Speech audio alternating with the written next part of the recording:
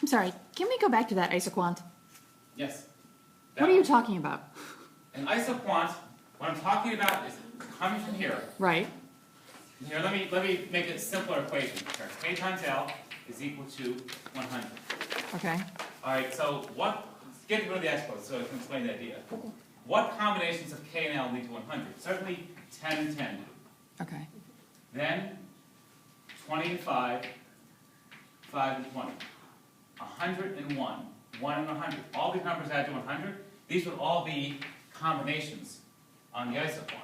And there's an infinite number in between of one number times the other number equals 100. That's all we're doing in a more complex form to get something. This also takes this shape, this shape. So that's how the isoquant comes from, I'm producing 100, what combinations here get to it. The one with exponents is just a harder to figure out mathematically version of that. Okay. Okay, that's what the isoquant is from. It's all the combinations that enable you to produce 100. And the slope of that line is the worth of workers to a firm compared to the value or worth of capital to the firm. Okay. Out here, we already have a lot of workers. Workers are not valuable to you. Capital is valuable. Or MPL out here is low.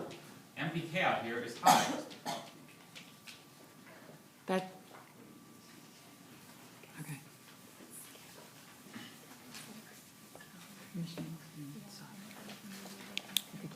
And so,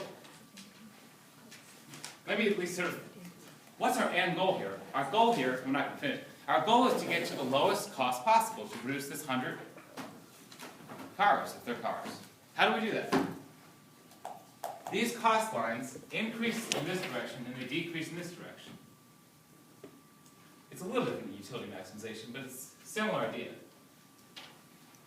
If the firm is mistakenly up on this cost line here, a higher cost line, yes, they can produce the 100 cars down here or down there, but they can do it more cheaply, so they wouldn't do it there.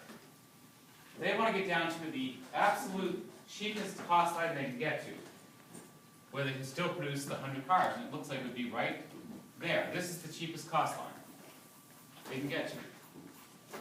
Right there. And at that cheapest cost,